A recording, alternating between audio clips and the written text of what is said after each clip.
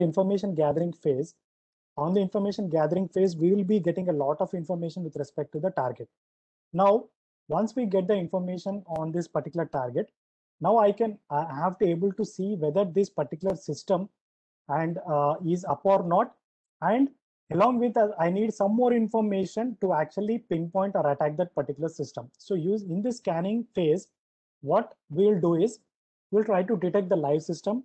Along with the live system, we'll try to detect the open ports, and also we'll try to detect the operating systems and what are the networking IP addresses and what are the services that are running on that particular target system. So for this, there are different kind of scanning techniques. The one is ICMP scanning techniques, which you have already seen in this. As normal ping command can be used this. A ping IP address or ping a particular network will actually give this all kind of systems. Similarly, now let's say in most of the security device cases, the ICMP may be blocked. So how to actually know the kind of services that are running on the target machine? So for this, we'll use different scanning techniques called TCP and UDP. So for this, we have different scanning tools like Nmap, Superscan, etc. In this demonstration, we'll be using Nmap for this. So we'll be using different scanning techniques for network mapping, port scanning, and even to find out the operating systems, right?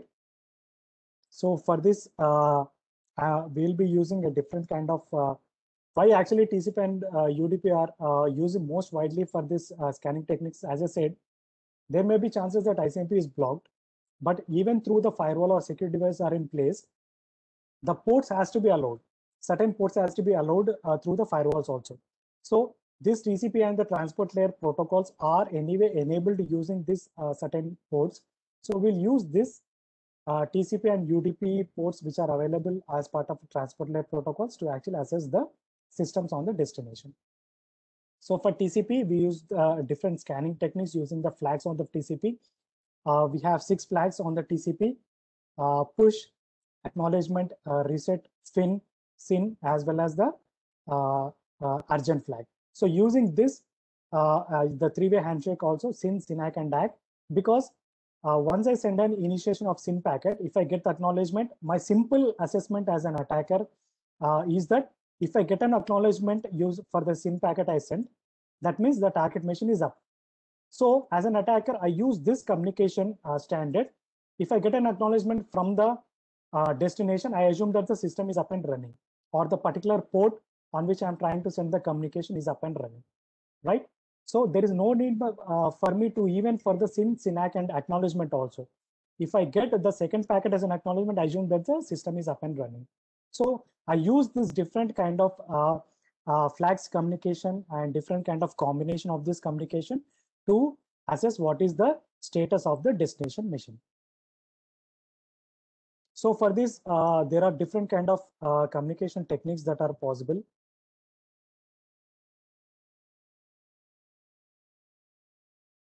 Okay, so I'll quickly move on to the TCP communication because we already seen in the morning session. For connection establishment, we can see SYN, SYNACK, and DAC. For data transfer, push plus acknowledgement, and connection termination, we can see FIN plus ACK. So for different connection scanning techniques, we have different kind of scannings techniques. The first major technique is called connect scan. In this, what we'll do, I will go through the entire TCP 3-way handshake, SYN, SYNACK, and DAC, and I will not enable the communication with the target. Simply, I will send the reset communication, but I can assume that if I receive the acknowledgement from the destination, the system is up, so the port is also live and running. So my main ultimate goal of the scanning technique is to understand whether the system is up and running or the port is live or not, right? So for this, I use different scanning techniques. So this is the command I use in Nmap space -st. st is used for the connect scan. I'll give the IP address as well as maybe I can use all the random ports, or I can go for the specific ports of this particular thing. Okay. So along with Nmap, we'll also be using the Wireshark to actually see this particular command. I can see in the output, I can saying that, okay, this particular port is open or not. But how to visualize this? We are seeing directly from the command output that this particular port is open. Fine. But how to visualize this? So we'll use the combination of Wireshark, how we have used for TCP/IP protocol suite. So this scanning techniques will also give me whether this communication is really happening in the background or not. So again, there are different kind of scanning techniques in the Nmap using like acknowledgement scan. For again, there is a different kind of command for this acknowledgement scan. And there is another thing called half open. Instead of going for the full three-way handshake, I'm going for only the half handshake. If I send a SYN, if I receive acknowledgement, that's it. I'll simply disconnect the communication, because once I receive the acknowledgement from the client or from the server, I assume that the server is up and running and the port is up and running. So I can simply disconnect the connection and I can assume that the port is open. Okay, so that is where the tool will try to display the ports, whether that is open or not. Okay, so these are the different kind of command techniques that are available. Now we'll quickly move on to the command Nmap, which has been installed on my systems. Again, I will open those two systems. Now, for even Nmap also, there is a website called nmap.org, like how we have wireshark.org. Similarly, we have nmap.org. Go to that website, download. Again, it is an open source and widely available tool for all the operating systems. So we can download this particular tool. Go to nmap.org, download the tool. If it is for Windows, download the Windows tool. If it is for Linux distribution, for Ubuntu or Fedora or CentOS, so accordingly, download that particular tool and install in that particular systems. Even it is available for Mac operating system also. Now again, there are two sections again for this Nmap. The one is the command line version, the other one is the GUI version. So first, the command line version. Again, as I said, we'll be using the combination of both Nmap as well as the Wireshark. Okay, so first I will open my Wireshark tool. I will open my Wireshark tool and I'll start the communication. Again, I'm restarting the communication. Okay, now again, I'm opening my command prompt. Okay, here I will type nmap, okay, space, hyphen, small s, hyphen, small s, and capital S. This command is used for half open. So, okay, or else I'll use hyphen capital ST. First, we initially go for the full scan. I'll go for hyphen ST. ST is for full scan because we'll go for the entire three-way handshake. Okay, rest I'll give the IP address, and also along with that I'm also mentioning the port. Okay, I'm not going for all the port scan now. I'm going only on a particular port, so I can give space hyphen small p space 80. Okay, enter. Okay, now you can see what is the command I have given. I have given nmap space hyphen capital ST.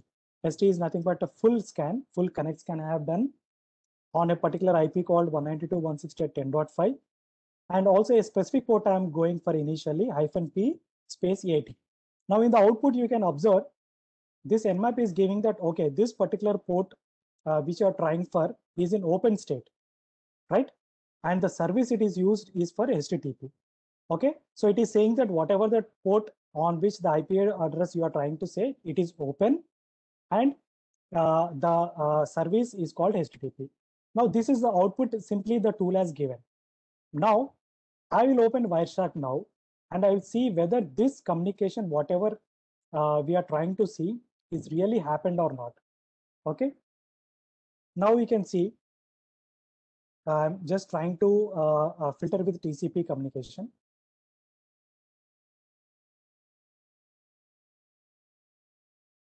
Okay, now you can observe here this TCP communication, because I'm using hyphen ST, which is used for connect scan or a full scan, which undergo all the three-way handshake.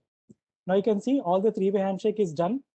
The tool has initially sent an SYN scan, and it has received a SYN plus acknowledgement from the server, from the destination, that is 10.5.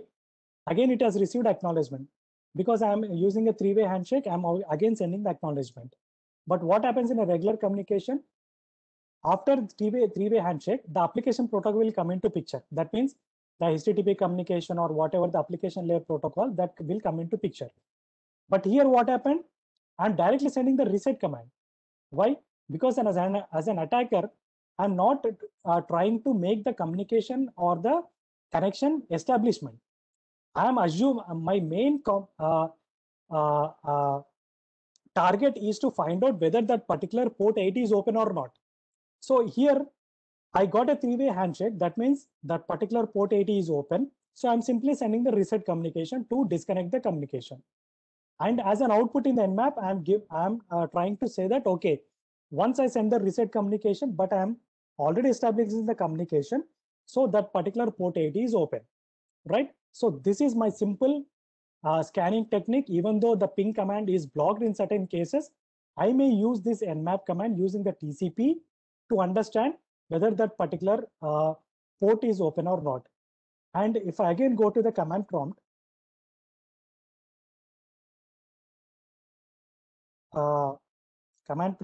again I'm using the Wireshark. I'm again restarting. I'm not filtering the TCP here. I'm just restarting the Wireshark again.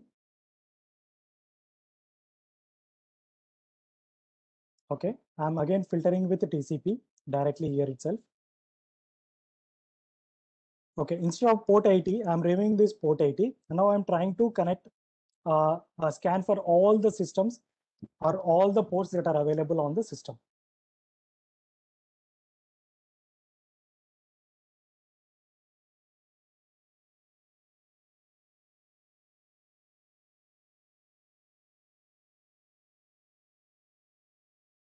It will take some time because it has to scan all the ports which are available on the destination machine.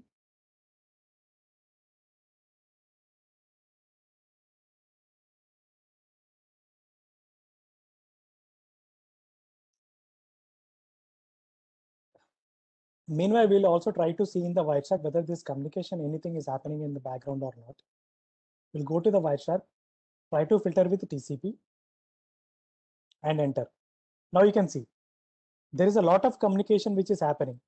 Okay, because in the command prompt we are able to see only the black screen, but in the Wireshark you can see there are almost a lot of packets have been generated, and you can see there are some red packets, green packets. Why? Because out of there may be 2 or 3 open ports on the system which are allowed by the firewall or which are opened on the system. Rest of the ports may be blocked. So all the blocked ports are actually sent with respect to reset packet directly. Only the open ports will be established with respect to the communication. That way you can see a lot of red kind of ports on the Wireshark. Now if you go to the command prompt again, we'll see whether that output has achieved or not. Okay, now you can see it has scanned all the ports, and out of all the ports, there are a certain ports which are open now. There is a port number 80 which is open, 135 which is open, 139, 443, 445, 3389, 3306. So there are a lot of ports open, and there are for each port open, we can also able to know what is the service that is associated with that particular port. So using this scanning techniques, I can able to understand that a web server is running on the system, and by understanding the port numbers like 135, 139, and 445, I can also understand that this is a Windows operating system, because 135, 139, and 445, these are specific to Windows operating system. Okay, so I can able to say this is a Windows operating system, and even a port number 3306 is also opened, which belongs to the MySQL. That means there is a database of MySQL is also running on that particular destination system. And there is again a port number called 3389. That means it is a Windows operating system, and even the Microsoft Remote Desktop is also open on that particular system. So using the scanning techniques, these much information I can able to assess using, or I can understand on the target machine, right? Okay, quickly, I will open the GUI version of this. This GUI version is only available for this Windows operating system, and the command version is available on all the operating system. Now, if I open the GUI version, this is also similar because the commands will not change and the background operation will not change. Only in the Windows version, the only advantage is that instead of command line version, I can directly use the GUI version. So the simple thing as an attacker is, or for the person who is doing the thing is, he can give only the IP address. Okay, here I am only mentioning the IP address. I am directly clicking on the scan. Even in the background, the Wireshark, the same kind of tool, again, the system will actually generate all the kind of packets and it is trying to make the packets. So it may take some time, we'll wait for, and the main advantage with respect to the GUI is, along with the kind of versions, it will also give service, it will also give the kind of versions that are running or the associated with respect to that particular ports. And even it may assess the operating system version also. That we'll see in the output. Already it has discovered a lot of ports, which were seen in the command prompt also. The same ports has been discovered by the GUI version also.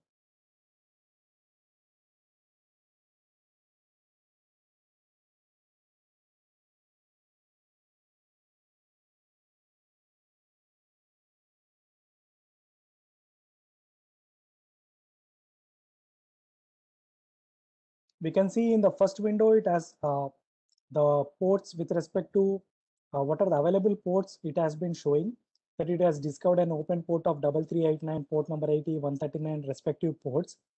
And now it is initiating for the service scan. What is service scan?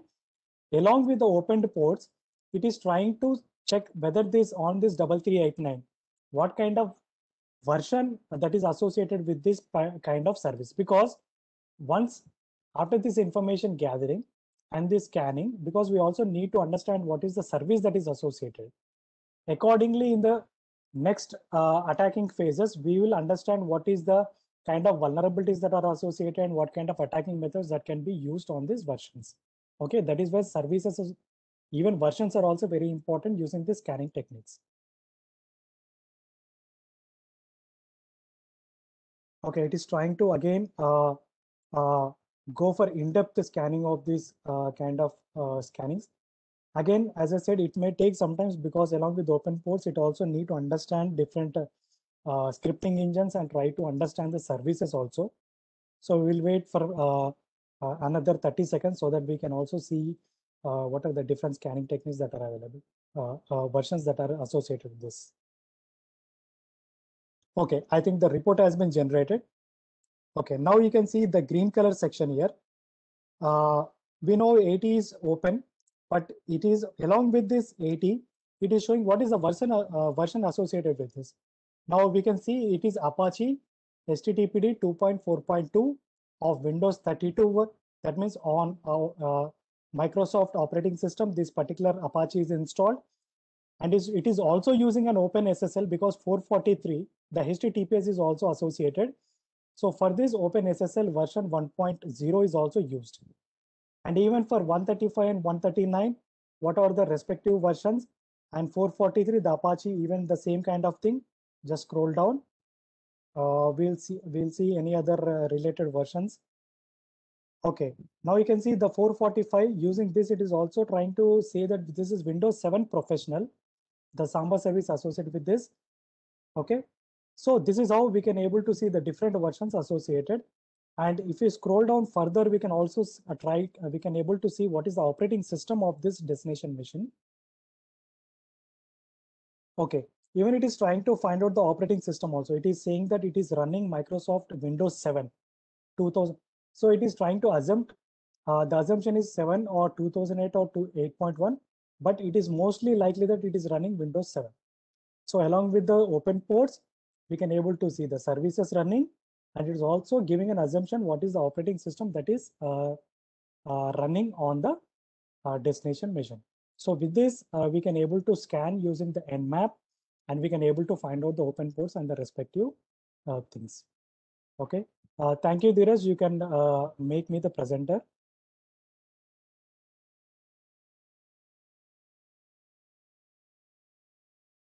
Okay, so any doubts you can quickly ask so that we can wind up this scanning techniques. Yeah. Anyway, we are available on that WhatsApp group also. So even there are no doubts now, you can post that queries or questions there. So we'll try to reply on the WhatsApp group also. So Naresh, over to you. And thank you all.